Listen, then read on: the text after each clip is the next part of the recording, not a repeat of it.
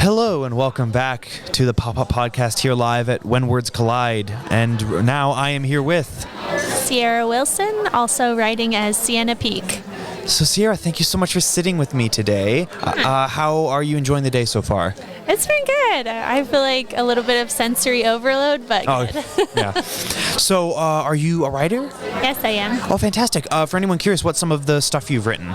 Okay, so I write for children, and then I also write for adults. So my children's books, one of the most recent is 100 Little Lambs that came out.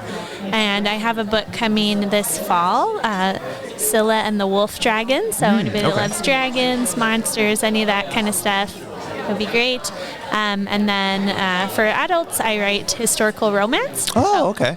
I've been doing fairy tale retelling. So think like Jane Austen meets fairy tale world. Oh, nice. Yeah.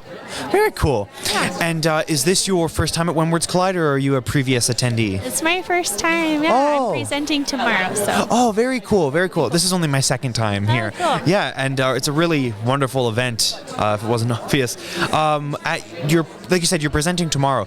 What's the panel, or what are you going to be doing? Right, it's called No More Talking Heads. So it's all about dialogue and making dialogue more of an interactive part of your writing process. Oh, okay. Oh, very interesting. Is it going to be a panel discussion, or is it just going to be you? Me, myself, and I. Yeah. Nice. Very cool. And you had mentioned that you write for both children and adults. Depending on what demographic you're writing for, do you usually find yourself falling into a certain genre, or do you switch it up every now and then? I think that I want to switch genres all the time just because I'm that kind of person, like squirrel, right? Like everything seems cool to me, and I personally love many genres, but I'm trying to keep myself sort of within a range in terms of like finding readership. But, yeah, but even still, I always am wanting to try new things. All right. Yeah, but mostly with what I write for children, I either like to write fantasy or I write actually Christian books. Oh, okay. And then I also do a lot of nonfiction. Like I love any kind of science, especially things dealing with like animals or nature. Oh, okay. And then, for adults, I've been mostly focusing on historical fiction. So Oh, very nice. And what kind of got you into that space? What got you into writing? Oh man, loving books. I think that's what brings us all in, right? Yeah, at the end of the day. Yes, loving reading, being a big bookworm kid, and then wanting to like do my own Lloyd Alexander fanfic back in the day. I mean, hey, if it gets you going, it gets you going. And would you say when you started getting into writing, did you have any main inspirations, whether it be a piece of work or an author, that kind of informed the way you wrote, at least at the start? That's a good question. I don't know if there's one necessarily, but I think just kind of the overwhelming, mass of wonderful books and like the joy those bring, and just wanting to be part of that in a way. I don't know. And yeah, so many authors, but like I had said before, probably my first one that I really loved as a kid was Lloyd Alexander. I read like all his books, and I loved his fantasy, and I loved that it had some romance in it as well. So I kind of realized, like for me at least, I always loved like a nice strong romance storyline in whatever fantasy, anything that I'm into. So yeah, maybe that was the start. Okay.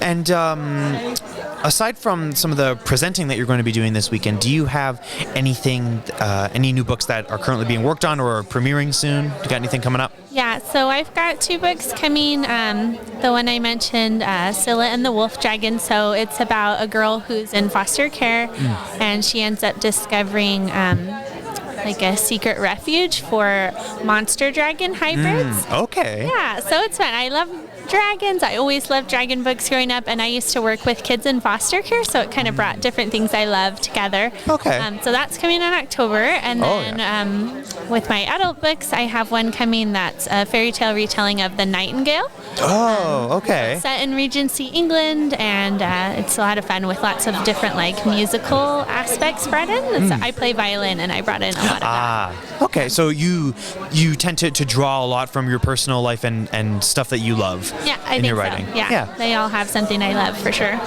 Okay. And talked about influences before. Would you say you have a favorite or just one you'd recommend, a Canadian author or writer in general? Oh, man. So many good ones. I mean, you gotta love Munch. My kids. Yeah. At least my kids do. That always gets us a good laugh. But you know who I really love? Jonathan Auxier. Have you read any of his books? I've not read any of his work, but I know the name. Okay, so he writes middle grade fantasy with historical elements, but his books are just like fantastic. Okay. So whoever is listening, go read some books like The Night Gardener. It's just a beautiful book. Like it's got some horror, it's got fantasy. It's set in Victorian England, but the twists and the heart and the emotion of the story is just so good. Okay. It's about sort of a haunted house where you find out the darkness comes from you. It's pretty cool. And like you said, read more as well. Yeah. And speaking of reading more, if after this anyone listening wanted to find your work or track some of it down, where would you recommend they go? Yeah, the place I'm most active is on Instagram, so you can find me for children's books at Sierra Author, Sierra Author, and then for my historical romance, it's at Sienna Peak Writes, SIENNAPEAKE Writes. Or both of those names. I also have websites, or just look around for books. All right.